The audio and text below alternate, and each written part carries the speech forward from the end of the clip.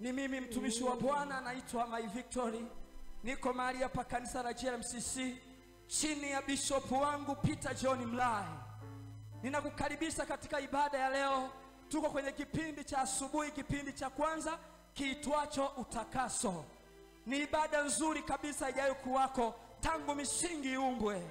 Nina hakika Bwana ana jambo jipya kwa ajili yako. Haleluya, haleluya. Haleluya, haleluya. Basi niingie moja kwa moja nikutazamishe tunaingiaje mbele za Bwana. Tunaingiaje mbele za Bwana? Ni kipindi cha utakaso. Ndio. Kipindi cha kusafishwa. Kipindi cha kuuishwa.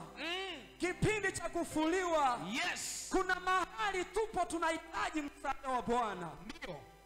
Kwa hiyo nitakusomea maandiko ambayo yatatuongoza kuingia kwenye kipindi cha utakaso. Ndio.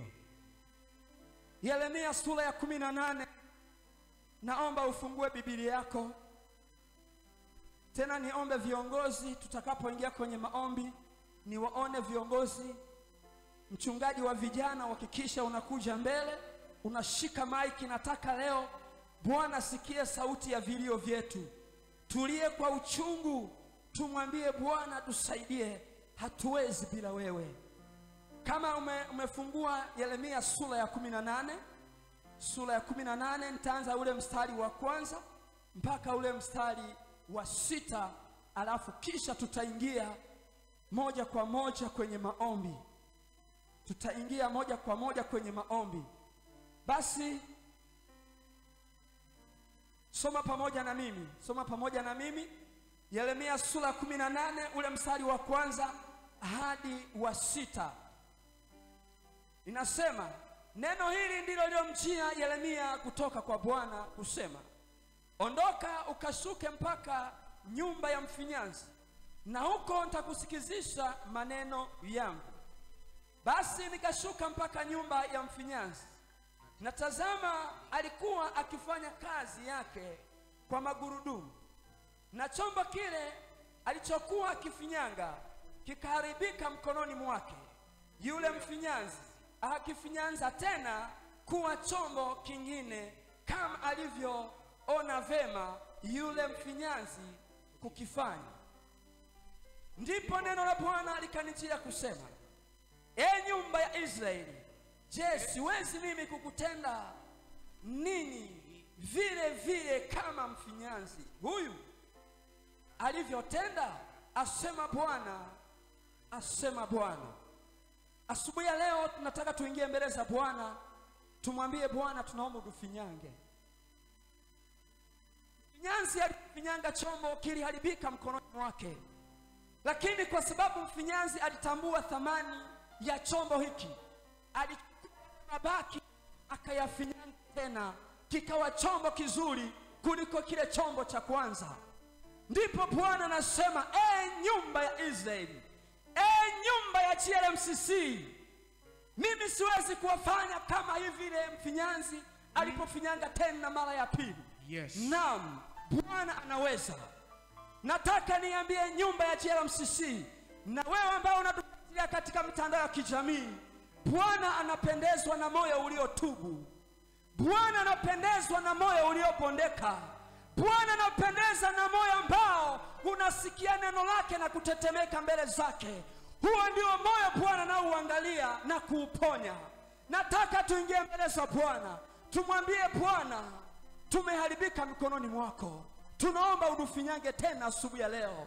Tufinyange kwa upya tena, tumeoza, tunaomba Bwana utufinyange tena. Tumejipaka matope, kwa mawazo yetu, kwa midomo yetu, kwa mikono yetu, kwa miguu yetu iliyokimbilia kumwaga damu. Asubuhi ya leo naomba mwambie Bwana, naomba unirehemu, naomba unirehemu.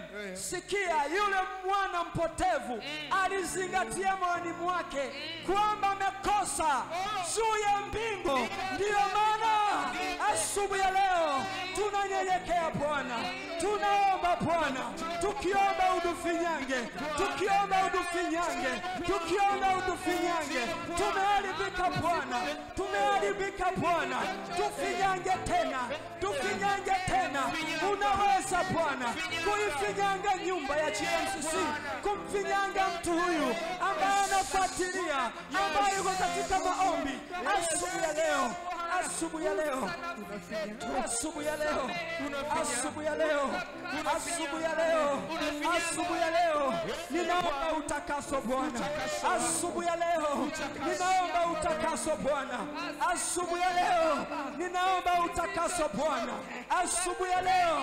Watumishi wako, watumishi wako, nasimama kwa ajili ya kanisa, nasimama kwa ajili ya taifa. Tumekutenda dhambi kama taifa, tumekutenda dhambi kama kanisa, tumekutenda dhambi, tumekutenda dhambi, tumekutenda dhambi, tumeharibika. Lakini wewe ni mwenye rehema, unaweza tena kutufinyanga na kutufanya upya na kutufanya kutamanika tena.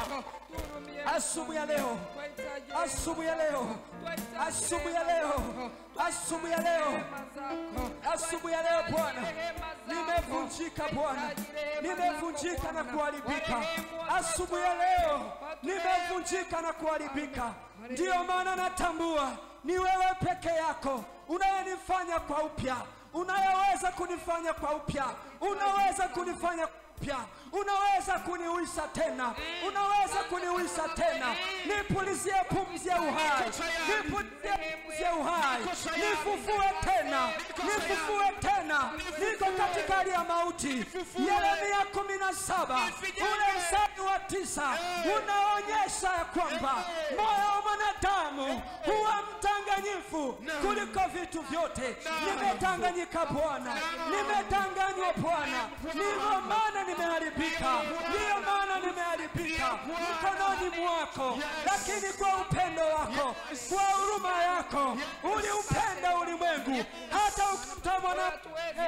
Asubuhi ya leo ninaomba rehema Bwana, ukanirehemu Bwana na kunifinyanga tena, nifinyange tena, nifinyange tena, finyange tena. Nimekuwa mgonjwa yasiyokoma kwa sababu ya kutenda dhambi, kwa sababu ya moyo ulio na uchuki, ulio na maumivu, ulio na magonjwa. Maana Yeremia inasema ya kwamba moyo wa mdanganyifu kuliko vitu vyote. Una ugonjwa wa kufisha, moyo ambao hujatubu, una ugonjwa uletao mauti. Bwana ni rehemu, Bwana nifinyange, nipulizie pumzi tena, pumzi ya uhai, pumzi ya uhai, niweze kuishi tena, niweze kuishi tena, niweze kuishi tena, niweze kuishi tena. Asubuhi ya leo, asubuhi ya leo, asubuhi ya leo, sina msaada mwingine, sina mwingine ila ni wewe peke yake. Uwezaye nifanya kwa upya, uwezaye nifanya kwa upya, uwezaye nifanya kwa upya, uwezaye nifanya kwa upya. Asubuhi ya leo, asubuhi ya leo, asubuhi ya leo, naomba rehema zako, naomba nalikujulisha maovu yangu, nalikujulisha tamaa yangu, nalikujulisha njaa yangu. Yesu, asubuhi ya leo naomba unioshe kwa damu yako, kwa damu yako, najichovya damuni mwako. Unioshe, unioshe, unioshe na kunifanya safi tena damu yako ya thamani. Nisaidie Bwana, nisaidie Jehova. Nimetambua kosa langu, nimetambua kosa langu, nimetambua kosa langu. Wewe ni mfinyanzi, wewe ni mfinyanzi, unatambua thamani yangu. Ndio maana yule mfinyanzi hakuchukua udongo mwingine, hakuchukua udongo mwingine, hakuyaacha yale mabaki, bali aliyakusanya akayafinyanga tena, akatengeneza chombo kikawa kizuri kuliko kile cha kwanza. Nami Bwana nitengeneze tena niwe chombo kizuri, chombo cha kufaa, chombo cha kufaa katika Injili, chombo cha kufaa katika kanisa, chombo cha kufaa katika taifa. Nitengeneze tena asubuhi ya leo, asubuhi ya leo. Nimetambua kosa langu, nimetambua uovu wangu. Naomba unirehemu Bwana, naomba nirehemu Bwana. Nifanye kwa upya tena, nifanye kwa upya tena, nifanye kwa upya tena. Asubuhi ya leo, asubuhi ya leo, usinyamaze kimya.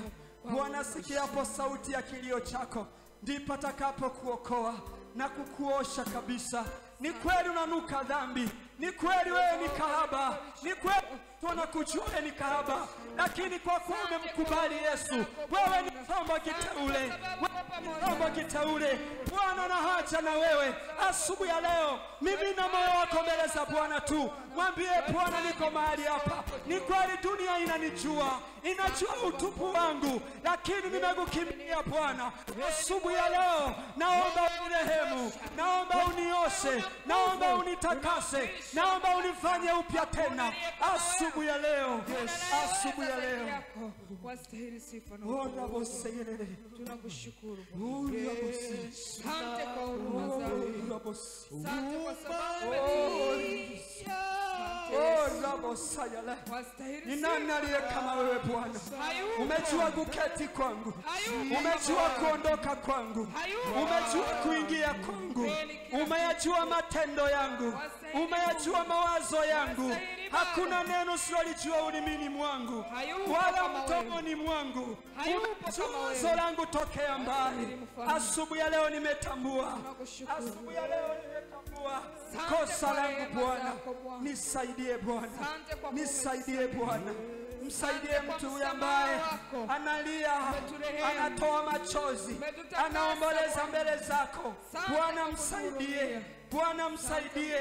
Amekata tamaa, amekata tamaa. Bwana msaidie asirudi nyuma. Ni kweli ameweka dhambi, lakini damu yako inaweza kusafisha tena. Ni kweli wanajua ni kahaba, lakini ni chombo kiteule. Kama Mtume Paulo alikuwa ni muuaji tu, lakini ulikifanya chombo kiteule ukamrehemu. Nasi Bwana turehemu, mrehemu mtu huyu. Nitakase Bwana, nitakase kanisa lako, watakase watumishi wako, itakase Tanzania, takasa moyo wa Tanzania. Ninakuhitaji Bwana asubuhi ya leo, ninakuhitaji Bwana asubuhi ya leo. Takase wa mama wale, takasa kanisa lako Mungu kwa damu yako Yesu. Haleluya. Kuja basi, naomba jiandae kwa ajili ya kumkaribisha, jiandae kwa ajili ya kumkaribisha. Karibu sana mtumishi wa Bwana, unaweza piga makofi. Karibu sana.